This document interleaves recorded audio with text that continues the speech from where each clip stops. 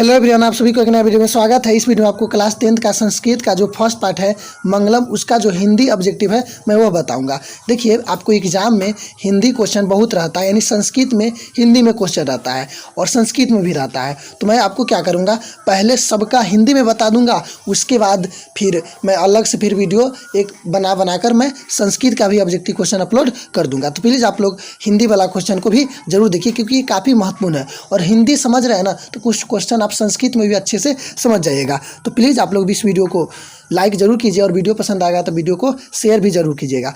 तो देखिए, first question है, मंगलम कहाँ से संकलित है? वेद से, पुराण से, उपनिषद से, वेदांग से। तो देखिए, आपको पता होना चाहिए जो फर्स्ट पार्ट मंगलम है वह उपनिषद से लिया गया है, तो इसका ऑप्शन सी सही होगा। ठीक है, अगला क्वेश्चन है, मंगलम पाठ में कितने मंत्र है? चत्वारः, पच, सप्त, अष्ट। तो देखिए, दो का आपको ऑप्शन सही होना चाहिए, बी यानी पच, यानी 5 मंत्र है। कितने मंत्र है? 5, तो बी सही होगा। अगला क्वेश्चन है, उपनिषद के रचनाकार कौन है? महात्मा विदुर, महर्षि वाल्मीकि, महर्षि वेदव्यास, कालिदास। तो देखिए, 3 का आपको ऑप्शन सी सही होगा, महर्षि वेदव्यास, तो इसका ऑप्शन सी सही होगा। ठीक है, अगला क्वेश्चन है, मंगलम पाठ के रचनाकार कौन है?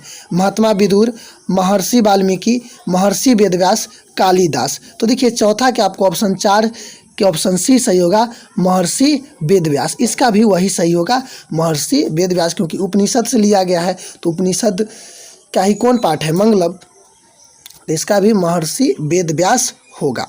अगला है, अणु से भी छोटा कौन है?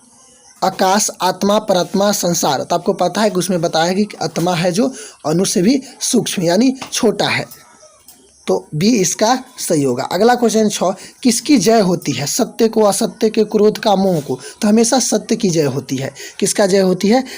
तो सत्य पे टिक लगा दीजिए, सत्य सही होगा। और हाँ, अगर आपको याद है तो आपको हमें बताइएगा लास्ट में कि आपको इसमें कितना सही हुआ। अगला क्वेश्चन है, बहती नदी कहाँ मिलती है? सरोवर में, नदी में, समुद्र में, तालाब में। तो देखिए, आपको पता है कि इसमें बताया गया है कि समुद्र में। किसमें? समुद्र में। आप ये पाठ अगर पढ़े होंगे और अच्छे से समझ में आया होगा तो आप बताइएगा। हाँ, अगर आप सब में से किसी को भी मन हो कि सर आप सब्जेक्टिव यानी इस पाठ को, हर पाठ को आप समझाइए, मंगलम है, जो भी पाठ है, पाटलिपुत्र वैभव, अलस कथा है, संस्कृत साहित्य है, विश्व शांति है, जो भी पाठ है उसको अगर आपको समझना है अच्छे से तो आप हमें कमेंट करके बता दीजिएगा, मैं बिल्कुल सभी पाठ को अच्छे से आपको समझा दूंगा। अगला है, जंतु के हृदय रूपी गुफा में क्या स्थित है? तत्व, शरीर, देवता, राक्षस। तो देखिए, 8 का आपको ऑप्शन ए सही होगा, तत्व।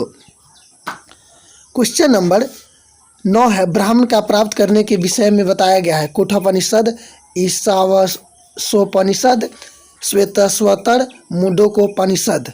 तो देखिए, इसमें 9 का आपको ऑप्शन सही होगा, 9 का डी, मुंडकोपनिषद।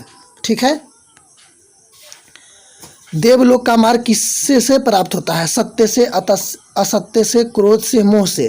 तो देखिए, 10 का आपको ए सही होगा, सत्य से, इसमें ए में टिक लगाइए। अगला क्वेश्चन है, सत्य से क्या प्राप्त होता है? पृथ्वी लोक, नरकलोक, देवलोक। तो देखिए, 11 का आपको ऑप्शन सही होगा, सी, देवलोक।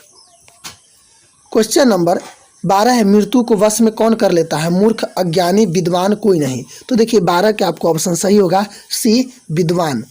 कौन मृत्यु के वश में कर लेता है? विद्वान। उपनिषद एक कैसा ग्रंथ है?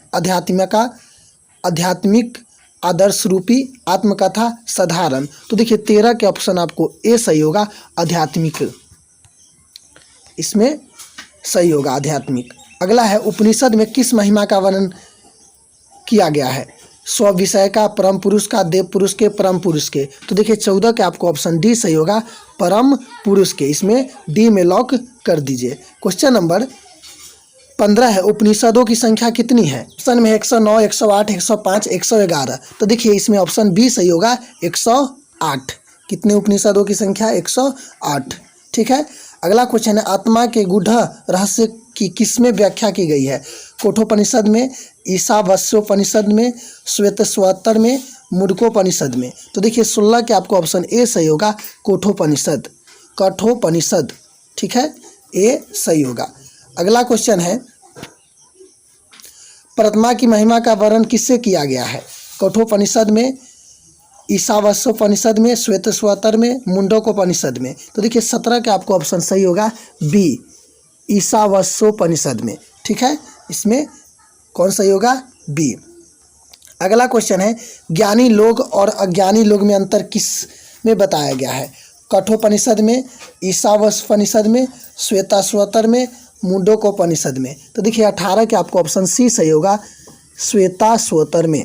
ठीक है, आपको जो सेकेंड पार्ट और पार्ट इसमें बहुत इंटरेस्टिंग पार्ट सभी है, तो ये पार्ट ये ना समझिएगा कि सर इसमें हार्ड क्वेश्चन सब है, नहीं समझ में आता है, लेकिन ऐसा बात नहीं, आपको हमेशा पढ़िएगा, अच्छे से समझ में आ जाएगा। इससे आसान भी चैप्टर है। अगला है, सत्य का मुख किस पात्र से ढका हुआ है? हिरण्मयन पात्र से। तो इसमें पहला ही सही होगा, हिरण्मयन पात्र से। हिरण्मयन पात्र इसमें सही होगा, क्योंकि सत्य के मुंह इसी से ढका हुआ है। इसमें बताया गया है कि सत्य के प्राप्ति के लिए जो हिरण्मय पात्र है ना, उसको हटा देना है। ठीक है ना, हटा दीजिए। अगला है 20, सत्य का खजाना कहाँ है? पृथ्वीलोक, नरकलोक, देवलोक, कोई नहीं। तो देखिए 20 का आपको सही होगा सी, देवलोक में। कौन सही होगा?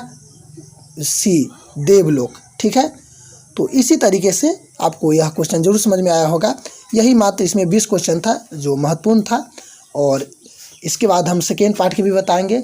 और जब ये खत्म हो जाएगा सबका हिंदी, तो मैं संस्कृत में भी सभी चैप्टर के आपको ऑब्जेक्टिव बताऊंगा। तो प्लीज़ आप लोग नए हैं तो चैनल को सब्सक्राइब और बेल आइकन प्रेस जरूर कर लीजिएगा। और हाँ, यह वीडियो आपको कैसा लगा और इसमें कितना सही हुआ ये कमेंट में हमें जरूर बताएं। और वीडियो अच्छा लगा तो अपने दोस्तों के पास शेयर भी जरूर कीजिए। तब तक के लिए इस वीडियो को यहीं पर ख़त्म करते हैं। जय हिंद, जय भारत।